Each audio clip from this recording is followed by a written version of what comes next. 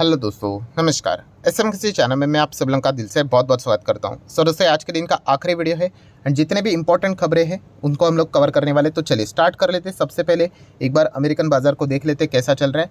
तो बिल्कुल फ्लैट ही चल रहा है, कोई ज़्यादा एक्साइटमेंट नहीं। फिलहाल तो देखा गया तो वैसे लाल निशान में ही चल रहा था। शुरुआत भी डाउनफॉल के साथ ही यहाँ पे हुई थी, गैप डाउन देखने को मिला था एंड उसके बाद हम कह सकते हैं थोड़ा सा बीच में हरे निशान में आया था, बट टिका नहीं, वापस हम लोग को लाल निशान में ही देखने को मिल रहा है। नैस्डैक की स्थिति की बात करें तो बिल्कुल बॉर्डर पे ही चल रहा है, मतलब हरे निशान में, बट 0.19%, मतलब नथिंग, कुछ भी नहीं। सो हम कह सकते हैं कोई जोश नज़र नहीं आ रहा है। बाजार बिल्कुल ऐसे स्लोली बोरिंग परफॉर्मेंस यहाँ पे दे रहे हैं। देन अगर हम लोग बात करेंगे दोस्तों अमेरिका से रिलेटेड, आपको पता ही एक अलग अलग खबरें यहाँ पे आती रहती है। तो अगेन वही चीज़ हम लोग को गवर्नमेंट से के ऊपर फोकस रखा जाएगा। फंडिंग से रिलेटेड कैसी चीज़ें हो पाएगी, मतलब वही डेप्ट सीलिंग से रिलेटेड अगर हम लोग बात करें, क्योंकि इतना हायर लेवल का इंटरेस्ट रेट हम लोग को देखने को मिल रहा है, तो सरकार को बहुत ही मुश्किल होने वाला है यहाँ पे कि इन चीज़ों को मेंटेन रखने के लिए। और वापस वही चीज़ें हम लोग को बार बार देखने को मिलेगी, फिर उसमें पॉलिटिक्स इन्वॉल्व होगा। तो ये चीज़ें भी अभी आने वाले समय में अमेरिका में देखने को यहाँ पे मिल सकती है। नेक्स्ट अगर हम लोग बात करेंगे दोस्तों तो MCX, यस दोस्तों, MCX की बात करें तो बहुत बार हम लोग को ये स्टॉक क्रैश होते हुए देखने को मिला था। अभी चार्ट पैटर्न के ऊपर नज़र आएगा कि नहीं, हम लोग चेक कर लेते हैं। एग्जैक्टली तो नज़र नहीं आ रहा है, बट यस बीच में बड़े बड़े करेक्शन हम लोग को देखने को यहाँ पे मिले थे। एक दिन में स्टॉक यहाँ पे 10% हम लोग को क्रैश होते हुए देखने को मिला था। सो उसी से रिलेटेड जो रीज़न था क्रैश होने का, वही उसी का रिवर्सल अभी होते हुए देखने को मिल सकता है। इसलिए आज ये स्टॉक हम लोग को नेट 7% भागते हुए देखने को मिला था। तो कौन सा रीज़न, तो आप सभी लोगों को यहाँ पे पता ही है। ऑब्वियसली रिपोर्ट के जरिए खबर सामने आ रही है कि MCX, आप सभी लोगों को पता है कि TCS का जो नया प्लेटफॉर्म है उसके ऊपर शिफ्ट होगा। ये खबर हम लोग कब से सुन रहे हैं, बट बाद में वापस वो 63 मून्स की एंट्री यहाँ पे होती थी एंड वापस स्टॉक क्रैश यहाँ पे हो जाता था। तो फाइनली अभी रिपोर्ट के जरिए चीज़ें सामने आ रही है कि 1 अक्टूबर ऑनवर्ड्स MCX का जो नया प्लेटफॉर्म है वहाँ पे सारी चीज़ें शिफ्ट हो जाएगी, जो कि TCS ने यहाँ पे बनाया हुआ है। सो फाइनली हम कह सकते हैं अगर ये हो जाता है, जिसके चांसेस ज़्यादा है, इसीलिए स्टॉक को आज के दिन इसी न्यूज़ के चलते 7% की तेज़ी के साथ वेलकम यहाँ पे किया जा चुका है। अगर इसका रिवर्सल वाला खबर सामने आ गया कि ये अगर पता चला कि 1 अक्टूबर तक ऐसा नहीं हो रहा है करके, तो वापस स्टॉक ज़ोरदार क्रैश होगा, क्योंकि इसके पहले ऐसा बहुत बार हो चुका है। 2 बार तो हो चुका है कि जो डेडलाइन बताई थी वो पोस्टपोन हो गई और वापस पता चला कि ये TCS नहीं, तो 63 मून्स के साथ ही इनका कारोबार वापस कंटिन्यू हो रहा है करके। तो इसके चलते कंपनी को भी घाटा यहाँ पे लगातार हो रहा था। तो देख लेते हैं अभी 1 अक्टूबर तक ऑफिशियल खबर निकल कर आती है भी या नहीं। देन EKI एनर्जी की अगर हम लोग बात करें तो लोअर सर्किट ज़बरदस्त लगते हुए देखने को मिल रहा है, क्योंकि कंपनी के नंबर अभी हम लोग को जारी होते हुए देखने को मिले, तो वहाँ पे कंपनी हम लोग को प्रॉफिट से लॉस में जाते हुए देखने को यहाँ पे मिल चुकी है। तो इसी चीज़ के चलते लगातार हम लोग को कंपनीज़ में नीचे गिरावट देखने को यहाँ पे मिल रही है। सर्किट ये स्टॉक्स ऐसे ही रहते हैं, भागेंगे तो एकदम रॉकेट की तरह, गिरेंगे तो 60% ऐसा लगेगा दुनिया खत्म हो गई। आप यहाँ पे चेक कर सकते हो, ओवरऑल 5 साल मतलब 1200% के रिटर्न है। तो ये छोटे टाइप के स्टॉक्स होते हैं जिनको सिर्फ तेज़ी देखकर जो निवेश करेगा, मतलब जिसने अगर किया होगा तो उनकी तो हालत यहाँ पे ख़राब हो ही जाती है। तो micro cap, nano cap type की कंपनी होती है, तो ये पॉइंट भी हमें पता होना चाहिए। नेक्स्ट अगर हम लोग बात करेंगे रेलिगेयर एंटरप्राइज लिमिटेड, यस आज के दिन बहुत सारे बड़े बड़े स्टॉक हम लोग को क्रैश होते हुए देखने को मिले। तो ये भी स्टॉक 7% तक हम लोग को गिरते हुए देखने को यहाँ पे मिल चुका है। तो इसके पीछे का रीज़न क्या है, तो दोस्तों जो बर्मन फैमिली हम लोग को देखने को मिल जाती है, ठीक है, उन्होंने ओपन ऑफर के थ्रू यहाँ पे 26% वो यहाँ पे स्टेक खरीदने वाले, किसमें, रेलिगेयर एंटरप्राइज में। तो अच्छी बात है ना। तो ऐसा जब भी OFS आता है, ठीक है, या फिर कोई फंड रेजिंग की बात होती है, या फिर ये ओपन ऑफर की बात होती है, सबसे इंपॉर्टेंट चीज़ क्या होती है, यस कौन से भाव के ऊपर आप शेयर खरीद रहे हो। सो फिलहाल जो भाव बताया जा रहा है वो 235 बताया जा रहा है। सो इस चीज़ के चलते आप यहाँ पे देख सकते हो फिलहाल जो स्टॉक कहाँ पे चल रहा है, 253। तो मैसिव डिस्काउंट के ऊपर यहाँ पे चीज़ें खरीदे जाने की कोशिश की जाएगी, तो ऑब्वियसली बाकी के प्लेयर्स क्या करेंगे, अपना माल बेच ही देंगे। तो यही चीज़ हम लोग को होती हुई देखने को यहाँ पे मिल रही है। तो देख लेते हैं आगे जाके क्या होता है करके।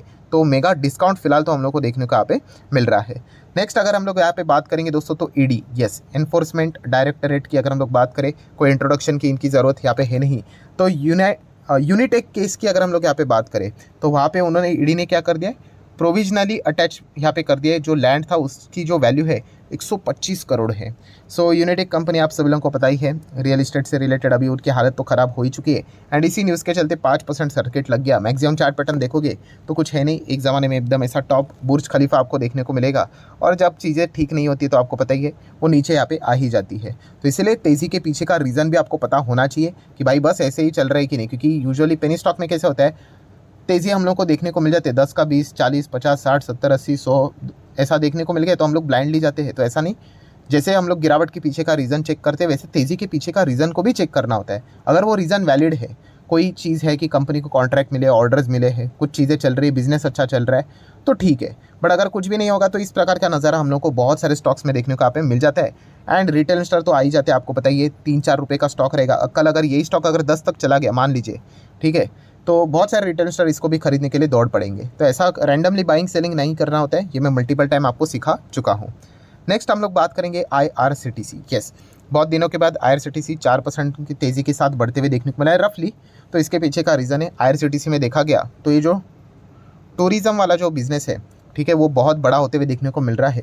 अलग अलग सेगमेंट इसमें जुड़ते हुए देखने को मिल रहे हैं, by road, by air, by sea, ठीक है, अलग अलग चीज़ें देखने को मिल रही है। तो फिलहाल हम कह सकते हैं एयर टिकट भी आप यहाँ पे बुक कर सकते हो IRCTC के थ्रू। तो उन्होंने कुछ स्पेशल ऑफर्स यहाँ पे रखे हुए हैं, कुछ चार्जेस की अगर हम लोग बात करें वो भी यहाँ पे नहीं लगेगा। तो यहाँ पे अगर आप IRCTC के थ्रू अगर ये चीज़ें बुक करोगे तो आपको अच्छा खासा फ़ायदा मिलेगा। तो ये एक चीज़ के चलते IRCTC में हम लोग को अच्छी खासी तेज़ी देखने को यहाँ पे मिले। तो ऐसे अलग अलग चीज़ें यहाँ पे फिलहाल तो चलती रहती है। नेक्स्ट हम लोग बात करेंगे दोस्तों, तो एक और क्रैश हुआ हुआ stock Berger paint. Yes, Berger paint भी आज के दिन ज़बरदस्त क्रैश हो गया, 8.5% की गिरावट। ठीक है, यहाँ पे हम लोगों को ये भी चीज़ देखने को मिली है कि कंपनी में वो बोनस स्प्लिट का एडजस्टमेंट होते हुए देखने को मिला है। ठीक है, तो ये एक पॉइंट भी हम लोग को पता है यहाँ पे होना चाहिए। हाँ, बहुत सारे लोगों के ये भी सवाल यहाँ पे सामने आ रहे, सर क्या क्रूड ऑयल के चलते यहाँ पे क्रैश हुआ है? तो क्रूड ऑयल देखा गया तो 90+ तो कब से चल रहा है, एंड अगर क्रूड ऑयल के चलते होता तो एशियन पेंट भी गिरना चाहिए था। ठीक है, तो ऐसी गिरावटें हम लोग को बहुत बार देखने को मिले, खास करके बर्जर पेंट में वॉल्यूम्स आज के दिन ज़बरदस्त हम लोग को ड्रास्टिकली डाउन होते हुए देखने को मिले हैं। ठीक है, एंड ये मतलब एडजस्टमेंट में के बाद हम लोग को ये सारी चीज़ें होती हुई देखने को मिली है। मतलब जो एक्स डेट यहाँ पे रहता है बोनस से रिलेटेड, उसी के बाद ये सारी चीज़ें होती हुई देखने को मिली है। सो बिजनेस पॉइंट ऑफ व्यू से देखा गया तो बर्जर पेंट तो एक शानदार कंपनी, आप सभी लोगों को पता ही है। एशियन पेंट भी कमाल की कंपनी है। ठीक है, तो ये भी पॉइंट आपको पता होना चाहिए। नेक्स्ट हम लोग बात करेंगे FIS DIS एक्टिविटीज़। सो DIS ने तो यहाँ पे 1500 के आसपास माल खरीदा है, बट FIS की बात करें तो अभी भी 2,25,000 करोड़ के आसपास की नेट बिकवाली उनकी ओर से लगातार कंटिन्यू रहती हुई देखने को मिल रही है। तो इसके चलते बाजार के ऊपर हम लोग को प्रेशर वापस यहाँ पे देखने को यहाँ पे मिल रहा है। मतलब क्या है कि FIS की वापसी इंपॉर्टेंट मानी जाती है। जब वो वापस आते हैं ना तो थोड़ा बाजार में फटाफट हम लोगों को ऊपर जाने के लिए मदद यहाँ पे मिल जाती है। देन हम लोग बात करेंगे डेल्टा कॉर्प। इसके ऊपर तो ऑलरेडी मैं डिटेल में वीडियो बना चुका, बट यस, कल के दिन यहाँ पे क्या होगा वो भी एक देखने वाला बहुत ही इंटरेस्टिंग फैक्टर रहने वाला है। और सिर्फ मामला ये डेल्टा कॉर्प तक नहीं सीमित है, बाकी एंटायर इंडस्ट्री, मतलब अभी देखा गया तो डेल्टा कॉर्प तो पूरा गैम्बलिंग से रिलेटेड थे, बट नज़ारा टेक की अगर हम लोग बात करें, ये भी ऑनलाइन गेमिंग से रिलेटेड इनका भी बिजनेस यहाँ पे चलता है। तो यहाँ पे भी हम लोग को वापस अच्छी खासी गिरावट इसी न्यूज़ के चलते होती हुई देखने को यहाँ पे मिली है। तो इनके ऊपर भी आप चाहो तो फोकस बना के रख सकते हो। नेक्स्ट हम लोग यहाँ पे बात करेंगे IRFC। थोड़ा सा अभी ये रेलवे स्टॉक शांत होते हुए देखने को यहाँ पे मिल रहा है, बीच बीच में ज़बरदस्त तगड़ी तेज़ी देखने को यहाँ पे मिलती थी। ठीक है, तो थोड़ी अच्छी बात भी ये है कि ऐसा रैंडम बाइंग बहुत सारे लोग कर लेते हैं। तो वापस इस आज के तेज़ी के चलते लाख रुपए का, हम कह सकते हैं लाख रुपया नहीं, लाख करोड़ का मार्केट कैप इसका हम लोग को वापस रीगेन होते हुए देखने को यहाँ पे मिल चुका है। सो किसी भी स्टॉक में अगर आपको जाना है, नहीं जाना है, तो बिजनेस देखकर आपका डिसीजन यहाँ पे होना चाहिए। आज 2% ऊपर भागा इसीलिए अच्छा लग रहा है, कल 2% गिरा इसीलिए ख़राब लग रहा है। तो ये तो चीज़ें शेयर बाजार में एकदम कॉमन सी यहाँ पे चलती रहती है। तो ये कोई फैसला आपका इस पॉइंट से होना नहीं चाहिए। तो चलिए हमारे थोड़े से ADRs को भी चेक कर लेते हैं कैसा परफॉर्मेंस दे रहे करके। तो इन्फोसिस का ADR लाल में ही है, चल रहा है, 0.5% की गिरावट है। ICICI बैंक 0.5% की तेज़ी है। HDFC बैंक 0.31% की गिरावट है। विप्रो की अगर हम लोग बात करें, ठीक है, मैनेजमेंट में बड़ा बदलाव देखने को मिला है। विप्रो में नए CFO की एंट्री यहाँ पे हो चुकी है। तो क्या कोई बड़ा मैनेजमेंट लेवल पे बदलाव, मतलब डिसीजंस में कोई बदलाव होगा जिसके चलते विप्रो आगे बढ़ेगा, तो ये देखने वाली बात होगी। फिलहाल तो 1% आज के दिन डाउन देखने को यहाँ पे मिल रहा है अभी की बात करें तो। एंड डॉक्टर रेड्डीज़ की अगर हम लोग बात करें तो 0.5% की गिरावट अमेरिकन बाजार में जो ADR है हमारे, उसमें हम लोग को देखने को मिल रही है। देन अगर हम लोग बात करें तो SBI के ऊपर फोकस था, क्योंकि SBI में भी एक अच्छी खबर देखने को मिली थी कि 10,000 करोड़ फ्रॉम जो इंफ्रा बॉन्ड थे, ठीक है, लगभग 7.5% जो इंटरेस्ट रेट था, उसके चलते उन्होंने यहाँ पे रेज़ की थे। सो स्टॉक में देखा गया तो इतना कुछ एनर्जी वाला हम लोग को तेज़ी देखने को यहाँ पे नहीं मिला। देन अदानी एंटरप्राइज के ऊपर फोकस था, क्योंकि अगर देखा गया तो आप सभी लोगों को पता ही है, जो रिपोर्ट के जरिए खबर आई कि एयरपोर्ट इनका बिजनेस डीमर्ज यहाँ पे हो सकता है, टाइम लगेगा, 25 के एंड में या फिर 26 के शुरुआत में यहाँ पे देखने को मिलेगा। तो इसी चीज़ के चलते एंटरप्राइज के ऊपर फोकस रखा गया। तो आज के दिन हम कह सकते हैं ज़्यादा नहीं, 0.77% की हम लोग को तेज़ी देखने को यहाँ पे मिली है।